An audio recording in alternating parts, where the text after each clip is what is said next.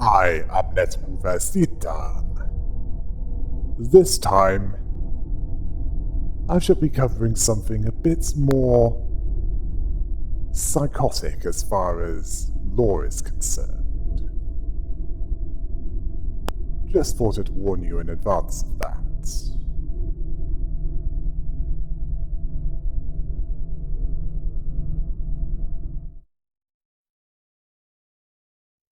Next we have Argalia, the Blue Reverberation, the Blue Sicko, Poncy Creep, Lovesick Loony. The name I'd call him is Rachel Joker due to him, at least to me, being a mix of Rachel Ghoul and the Joker. Well, whatever you call him, he's a colour fixer and one of the more unstable ones. Now, he might look like a Regency highwayman, but that doesn't mean that he's an effete weakling. He's able to make thugs of a cannibal syndicate his is, and has also gathered a few powerful distortions. As for where he fits into the story, let's see.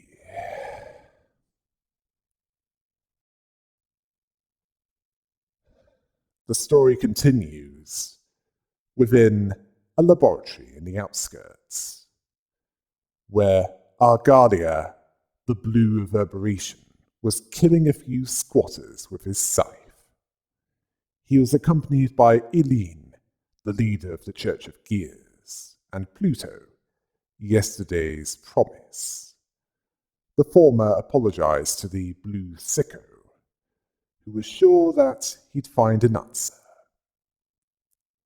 if he came all the way there.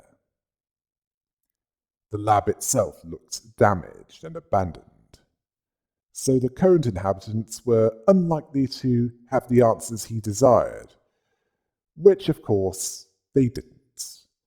Not a single soul. A resident of the outskirts asked him, what did he expect from an abandoned building within a shabby fringe of the outskirts? Whom he then killed. Then Argalia mentioned that the red mist harnessed her power. After that lab became her base of operations. Yeah, it was that lab in the outskirts.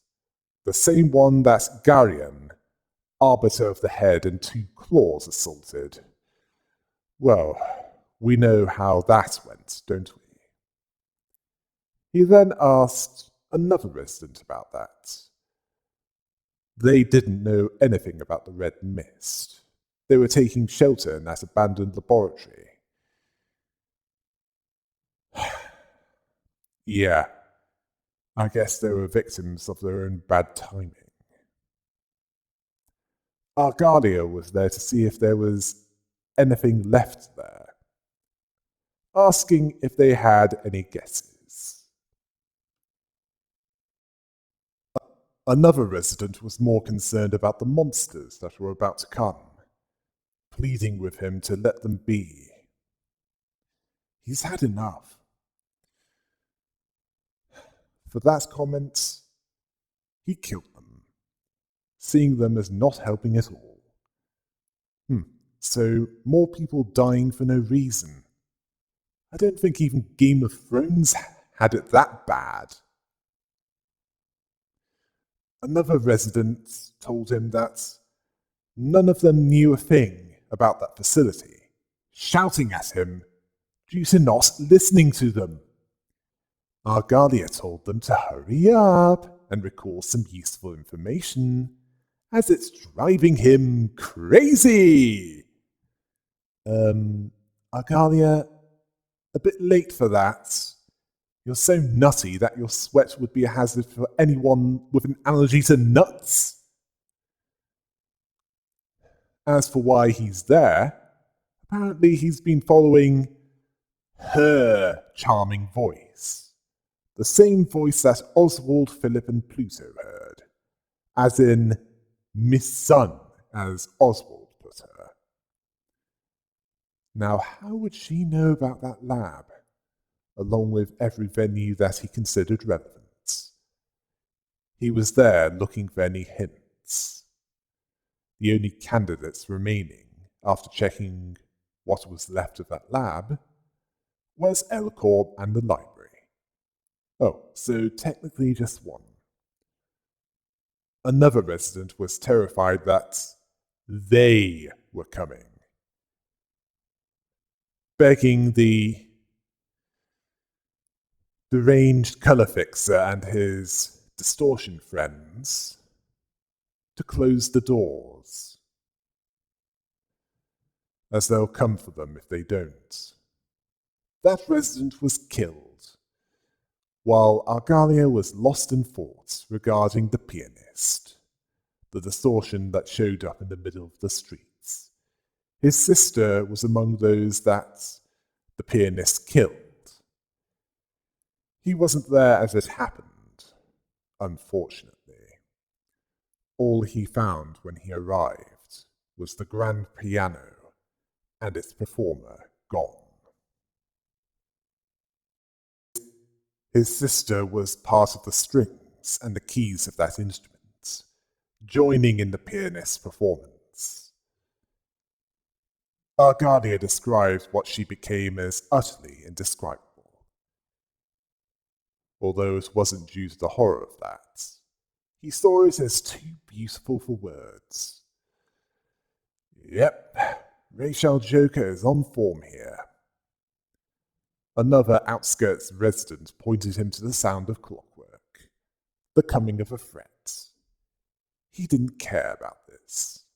He talked about how it was his fault for letting his younger sister marry an imbecile. He was unable to stop her. Now, was it because he couldn't get to them in time? Or because she said, "I want this, and if you want to stop us, you're welcome to try"? Regardless, he and his sister could never understand each other. Oh, so you were barking before the pianist incident happened.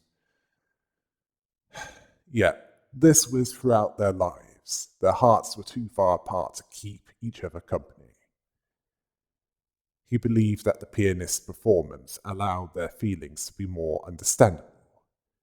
He shivered with pain and despair for losing his naive and adorable hoyden, or a boisterous girl, or a tomboy. Yeah, I think that word has some Dutch origin to it.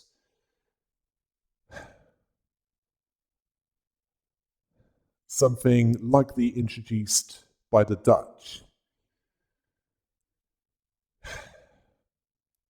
Thank you, William of Orange.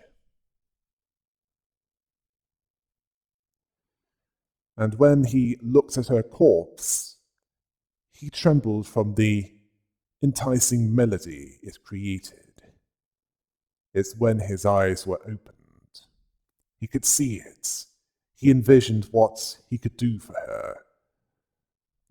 So he lost nothing at best and became more deranged at worst.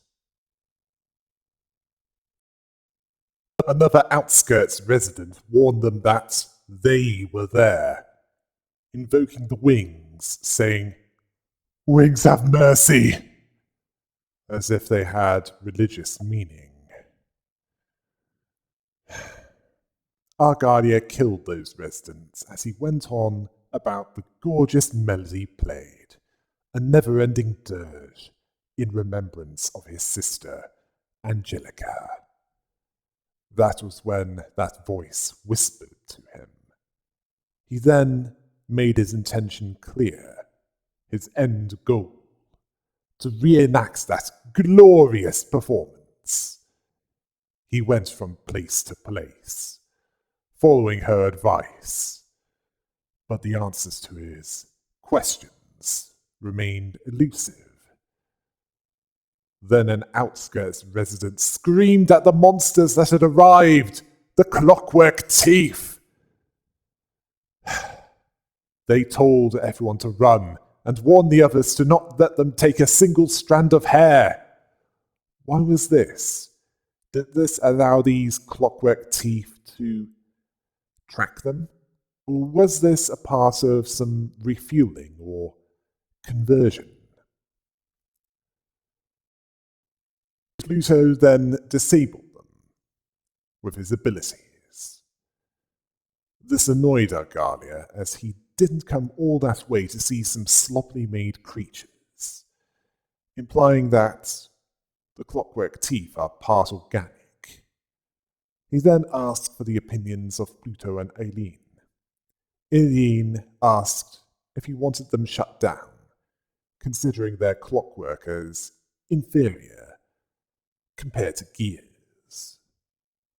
The outskirts resident that dared to speak was amazed by how the flesh clockwork was stopped, asking what these people were.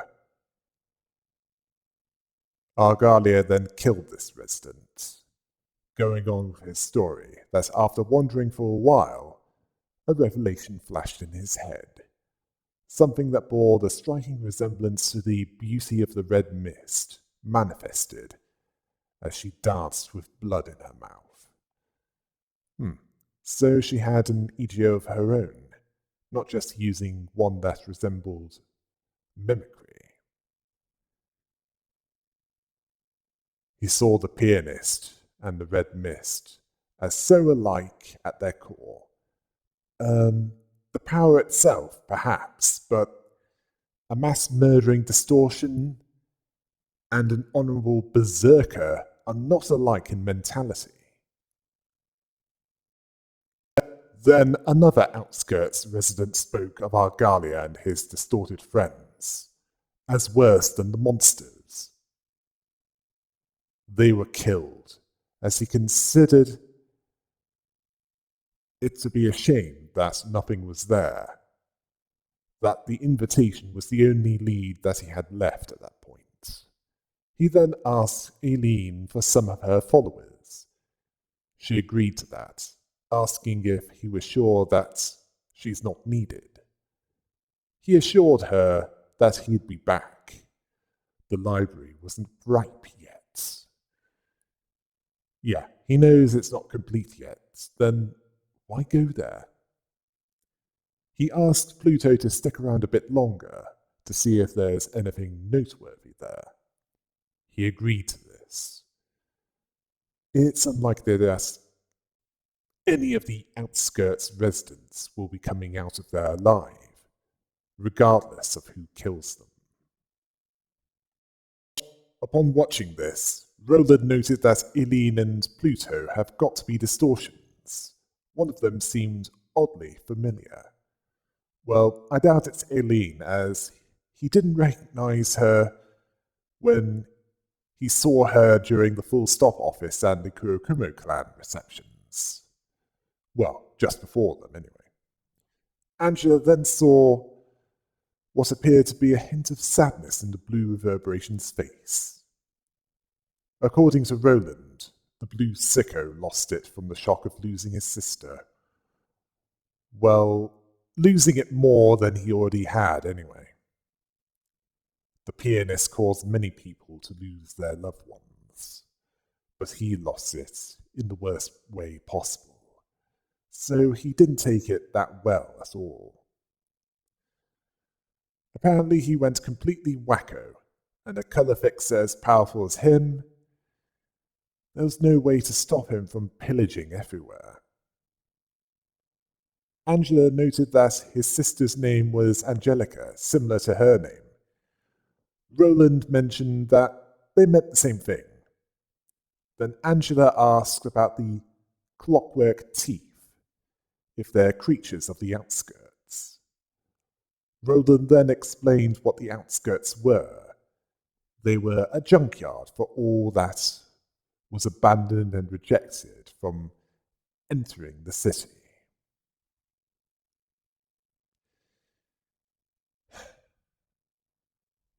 Well, after being considered impurities of the city by the head. Yeah, Roland implied that he's been in the outskirts at some point. it, or at least spoke to someone that has. That hasn't been made to sign a non-disclosure agreement. As most rarely get a chance to see the outskirts, so they don't even know what exists there. As for the monsters, they're artificial creations made by humans, or things brought from the outside, as in from settlements outside the city. It'd be interesting to find out what the rest of the world is like. Well, Angela seemed to imply that there are other settlements. Some of these creations even have sentience and emotions. As in AI? Yeah, as in that which the head has made illegal within the city. Certainly in the age of humanity. These non-humans were considered impurities due to what they were. Was this due to the mechanical rebellion? Well, regardless, Angela recognized that she'd be considered an impurity based on that standard. Upon arrival, Argalia waited patiently and silently for Angela to arrive. She appeared and greeted him. Although Argalia appeared to mishear her name as Angelica, she corrected him. He agreed that there's no way something as hideous as her could be Angelica. Oh, come on, that was uncalled for, Blue Dildo.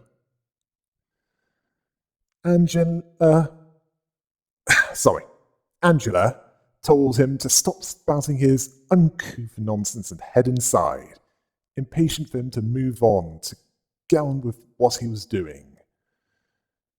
He then spoke of the power so potent that even a machine may become human, fascinated by this and suspecting this. He also understood that the library had yet to ripen at that point, assuring Angelica that it won't be long until it is, as he entered the library proper with the Church of Gear worshippers. Speaking of which, the Church of Gear worshippers are revealed to be deformed with gears on their heads.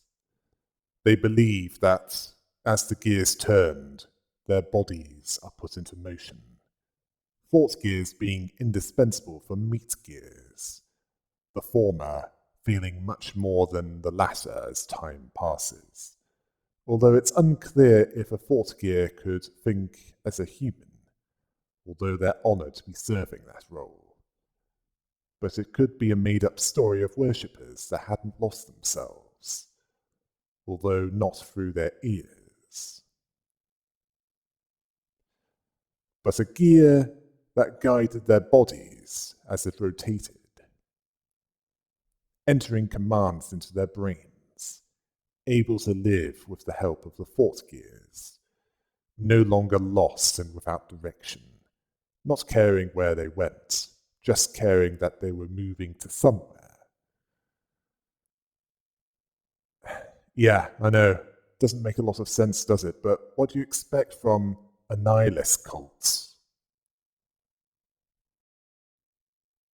These worshippers use smoke with their attacks. That weakened those that lacked protection to it. As for Argalia, for someone who was described to be powerful, he appeared to not be as big a threat as he was made out to be. The reason for this was he was holding back.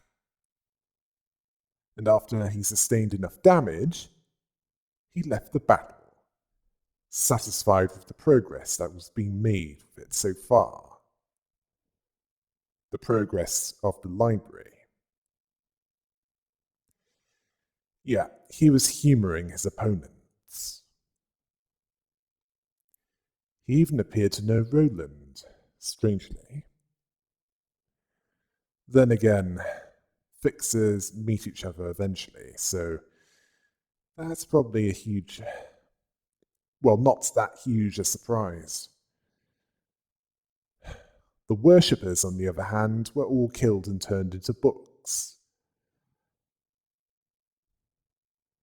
Argadia's escape was much to the irritation of Roland. Angela mentioned that they couldn't get a proper book out of him either. Roland wanted to take a peek at that lunatic's mind for once. Oh, so you have met him. It'd probably make the works of the Marquis de Sade look like a children's book series. Angela asked if he needed that person's book above everything else. Or rather, anything else. Apparently, it's for personal reasons. Angela noted that the Blue Reverberation was after the Red Mist. She believed that a book of the Red Mist might lure him back there again. Well, considering that Gebura isn't as powerful as she once was, that's going to be difficult. Roland agreed with me with that, as the original Red Mist didn't really exist anymore. At least, not at the strength that she was when she fought Galleon. Angela might have a way to work around that. Then Angela spoke of the Blue Reverberation losing his sister to the distortion. Specifically the pianist, asking if he's aware that she was the cause of that phenomenon. Now Roland was told this by Tippereth earlier. As for what Roland's answer to this was, he believed that it was possible that he noticed that, as he might be guano-grade lunacy, but it should be clear enough even for him. Angela believed that the goal of the Blue Reverberation might be vengeance against her, and possibly anyone else that had something to do with it.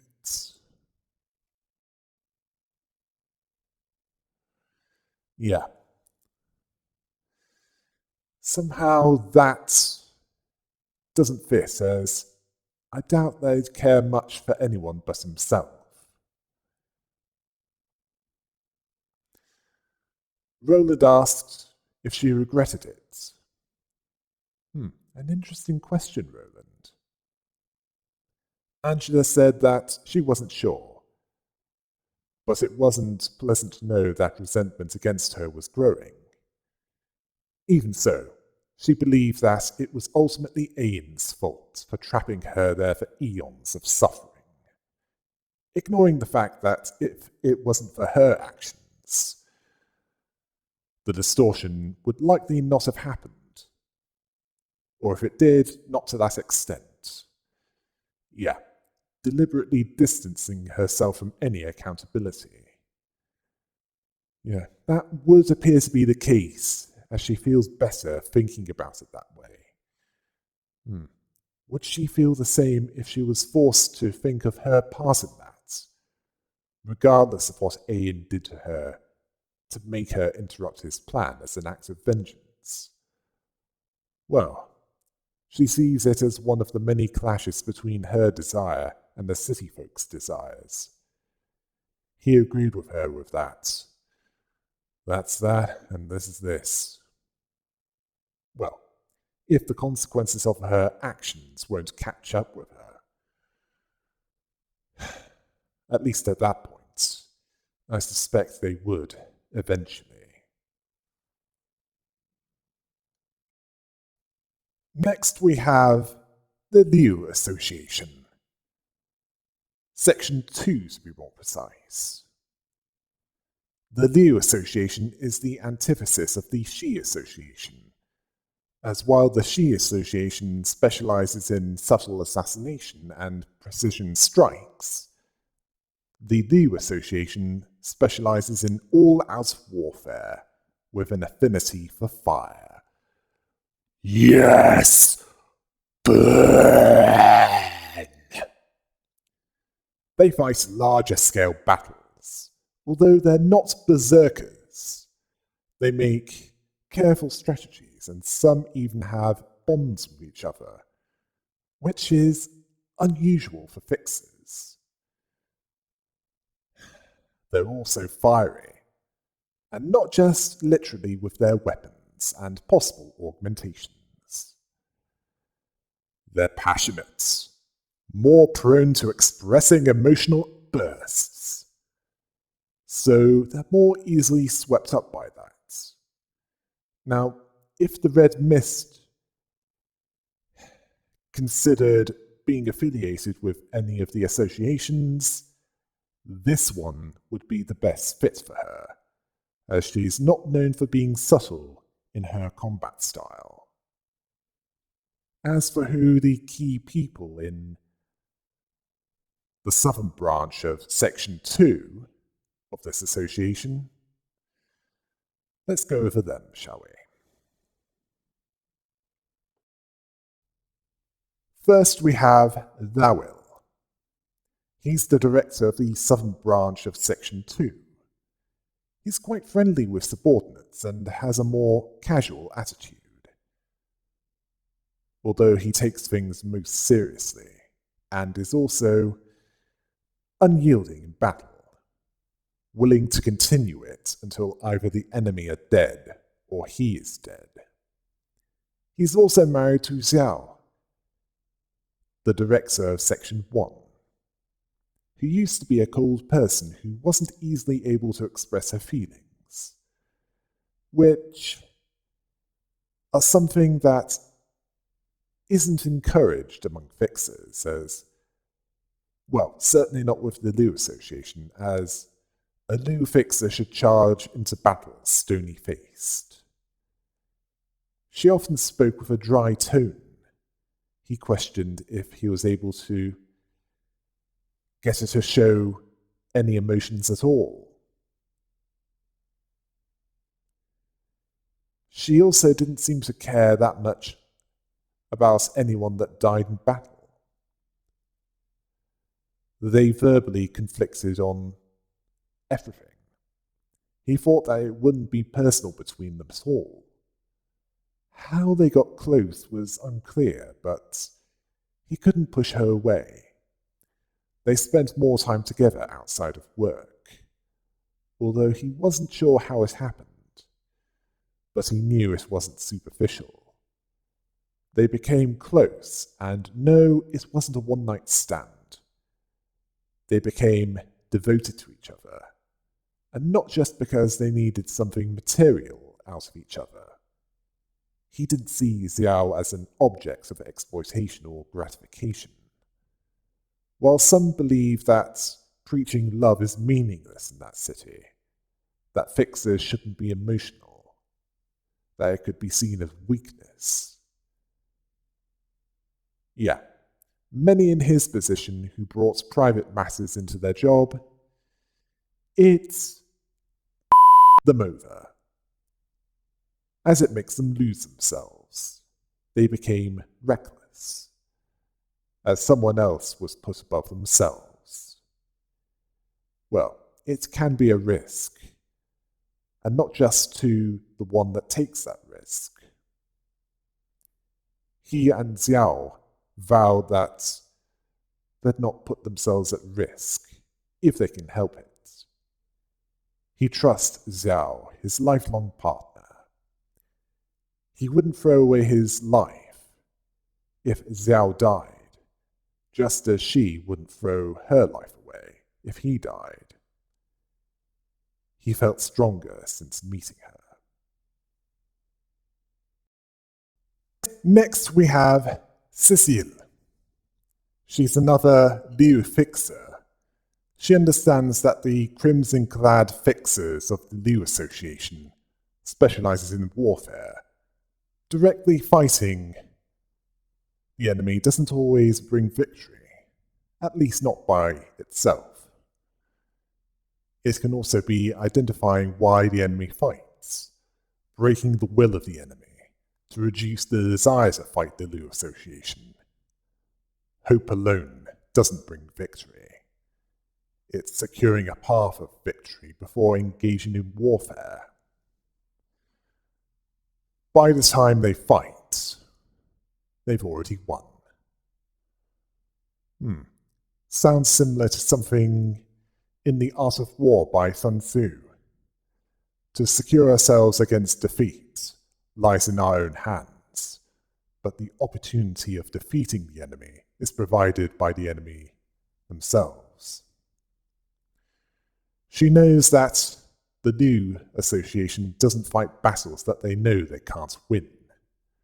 They strategize, and based on the condition of the enemy and the strength of their allies, the director decides what the priority targets are, whether they should advance or retreat. Each director of the Liu Association has a different way of doing things. Liu is quite cautious. He'll retreat and regroup if they're at a disadvantage. Xiao, on the other hand, is an unyielding warrior. As long as there's a possibility to continue the fight, she will, but not recklessly. She comes up with what can overcome the odds. They work within their abilities to achieve victory. Sounds like Xiao could give the Red Mist at her strongest a run for her money. Next we have Mei. She's another Liu fixer within the southern branch of Section 2. She sees the most important thing that protects them is their clothing. While weapons and martial arts also do that, their crimson coats and black suits with golden details, which likely has some nouveau fabric woven into them, are clothing adorned with moonlight stone. It's required for higher-ranked fixers, at least within the Liu Association, to wear this. Moonlight stone being the singularity of M-Core. That's in District 13. Although it's not exclusive to that association, as it's used by both fixers and syndicates. Its golden glint shields the one that uses it from mental attacks.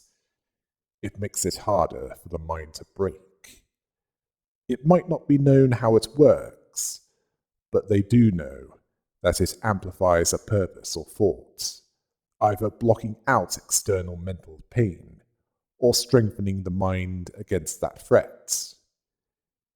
It was this that protected their minds from breaking when fighting the crying children. Yeah. The distortion that used to be one that could have used that. And what's that about the Liu Association fighting the crying children? Well, we'll be getting to that. As for the no-name fixers of this association, they understand that their specialization in all-out combat, receiving requests from wings and fight their battles, likely not from our corps, as they have their own troops. Some see their style as old-fashioned, but sometimes the old ways are still effective. And this is considering that the demand is great for the Liu Association's way of doing things, as is the demand for the strong-willed and determined warriors within that. Yeah, Kali would definitely have been a good fit for this one. Some of them are more complicated than others. Most are simply the kind to charge at the enemy and destroy them. As for the requests taken, they need to be reported to Hana Association after taking care of them, if it's not the kind that's war-based. The report needs to include details of the request in question, the client's info, how the case was resolved, and any other relevant information. For example, there might be a case where a Liu fixer is sent to hunt down a small syndicate that's causing trouble for a J-Corp casino, with explicit orders to leave none alive, which the fixer did so by making them do the fire dance, leaving nothing but charred remains. Once the report had been submitted, that was where Ruina Association would need to assess the performance of that office and/or its fixers, evaluating them for promotion or demotion. This is how the grades of officers and fixers are updated. Strength alone doesn't make the grade by itself, although while the fixer might advertise themselves or the office that they work for to get more requests, those requests should not be gained through coercion. Requests are dealt with by the Ruina Association and the Liu Association. Although one thing that is certain is that they're not going to run out of requests anytime soon. The story continues at the southern branch of the Liu Association. Lowell, the director of Section 2, was talking about the crying children, the most recent case of the distortion. He didn't consider it to be comparable to the pianist, but it did cause severe damage. May spoke of the crying children appearing in V Corp's nest rather than the back streets. This was the reason why multiple associations were troubled. Cecile asked about the casualties, which was 80,000 at the last check, while May considered it better than the pianist, who took 300,000 lives.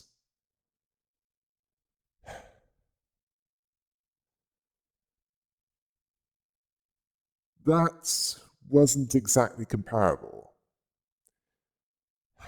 Then Xiao, the director of Section 1 and Lowell's wife, walked in, who told them that it was more severe than the pianist, as the pianist destroyed the residential area of District 9's back streets.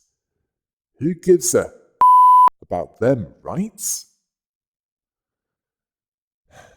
The crying children attacked a nest? That matters more, as the nest is supposed to be the safest place of all.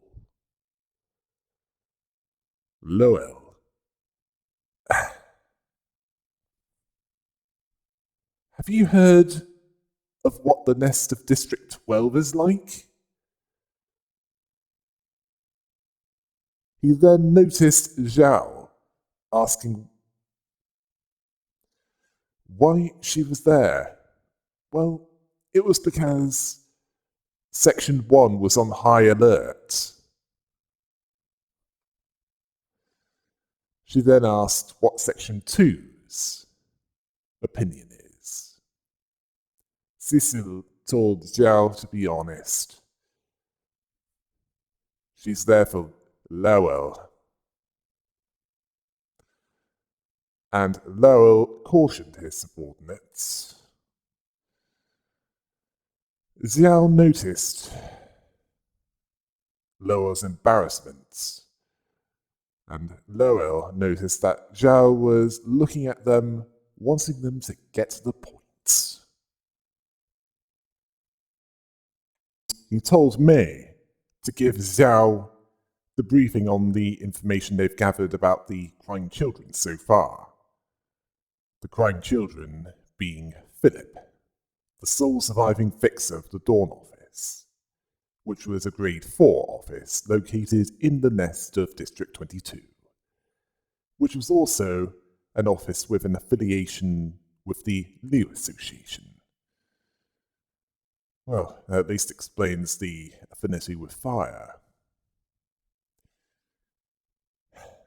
They were decently performing with a fair lineup. Can't really argue with that for the most part, although Philip was a coward. Xiao asked about Salvador, that washed-up old man that used to be a hotshot. As in, used to be with the Zwei Association and then switched over to be the operator of an office with an affiliation with the Liu Association. This would seem to imply that there's nothing stopping fixers from switching professions, or rather specializations within the profession. Yeah, that's more accurate. In Salvador's case, switching from peacekeeping to all-out war isn't that huge a shift. The main difference being that they can pursue their troublemaker and make them die. Philip survived his first encounter with the library, and the Dawn office closed. After that, he went to the Wedge office, a partner of the Dawn office, which is likely an affiliate with the Shi Association, as they're more into precision strikes. They were killed by the library as well. Xiao was unsure about the exact details, and also whether or not Philip is crying children. She asked, how can they be so sure it's him? May then spoke of the evidence to back this up, to back up that the crying children is indeed Philip. This evidence was from a fixer fortunate enough to witness a marble statue crying near the library. His wailing could be heard from a distance for quite some time. He shapeshifted into an imperfect version of his human appearance based on official documents of him, although he looks like he was made of wax. Well, he clearly wasn't human by that point. He then went to the Dawn office, wailed from there for quite a while. Then he destroyed everything around the Dawn office and left it intact. He didn't resemble Philip then. There again, some distortion cases changed forms. After that report, Lowell asked Zhao what she thought about this tricky one. She thought that it wasn't clear, but plausible, although the library was a suspect for the distortion. Well, it played a part. You just didn't know about Oswald and Pluto's part in his distorting. Although Lowell agreed with Zhao. She also went on to say that V Corp has hired all of the Liu Association to deal with this. Yeah, it's that serious. To find anything else about the distortion or dispose of it, if it's too dangerous to gather that information, that's what they're hired to do. Wait, isn't information gathering 7 Association specialization? Why hire all of the Liu Association? Well, regardless of why, much of the Liu fixers would be allocated to tasks relating to the library. Lowell commented that the president of the Liu Association and branch leaders Must have lapped up that request since a wing made it. Yeah. Much like how Kali likely became the Red Mist due to being officially sponsored by Elcor.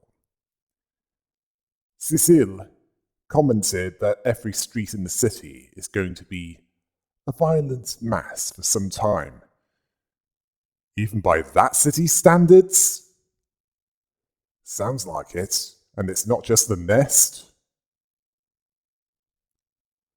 Xiao asked where Section 2 shall begin. According to Lowell, it'll investigate the library first, along with other things. As for Section 1, the president of the Liu Association directed them to destroy the crying children. Lowell saw this as tough work, although he didn't see it as trouble for her. He advised his wife to be careful. May teased the lovebird director Lowell, saying that there are a few associate offices to help out. Cecile had confidence in the Maiden of Iron, as she was otherwise known as, seeing nothing to worry about. Yeah. You're not the only one who believed that everything was going to be fine. Want to guess what happened to those that believed that and entered the library? What happened to them?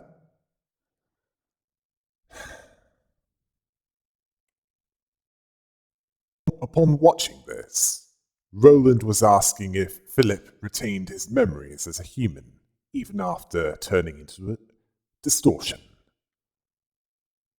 Angela saw it as not an inconsistency, as there are abnormalities that would talk about their own past too.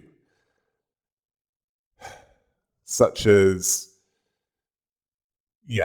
anime come to life, otherwise known as the magical girls, and their pasts are likely to be about as colourful as they are.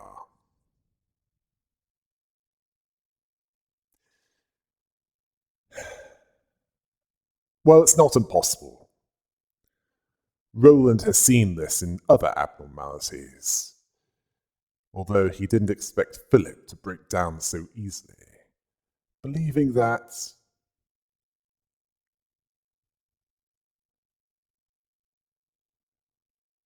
he didn't really have that much time to overcome his flaws. Although he seemed to be doing fine, up to a certain point. Angela believed that he could have succeeded. Unfortunately, no matter how capable you might be, you will still fail if you don't hold on to how you deal with things with an upright mindset. Well, it didn't help that he was psychologically tortured by a psychotic clown and one of W.D. Gaster's relatives. Yeah, Oswald and Pluto. If it weren't for them, he might have succeeded. He just needed time by himself to process it all. Unfortunately,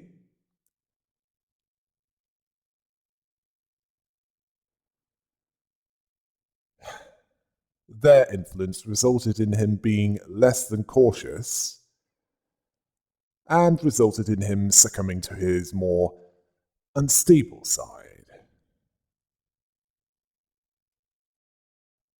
Roland noted that it's how it is. After dealing with some of the fixers of Liu Association Section 2, as in killing them, the library gained some stronger techniques that blend. Roland was concerned about the Liu Association coming to the library. Angela asked what kind of association it was. Roland answered that it was combat-oriented, specializing in all-out war, the polar opposite of the Liu Association. While the reception structure of the library is considered a strategic advantage against the Liu Association, it's ideal for the Liu Association. Angela asked if they have different strategies depending on their specialization. Roland confirmed this. Angela caught a glimpse of this from the ones that they fought, questioning if the higher-ranking Liu fixers would come to the library. Well, considering that Walter of Liu Association Section 6 and Yujin of Liu Association Section 3 arrived, what happened before them, it's a distinct possibility. Now, with the Liu Association, they're more defensive. As for the Liu Association, well, we've already covered what they do. Roland considered that to be a huge pain in the... Well, if they do come. Well, Roland, if they do come, you'll be in good company then. As that's what you are to pretty much everyone. Angela wished him luck taking the trouble. Okay, Angela, now you're just taking the...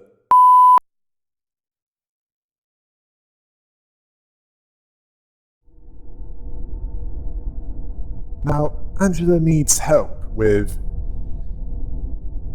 her own problems, but he's not the first choice for that role, but he's all she's got. Until next time. Hail the rabbit!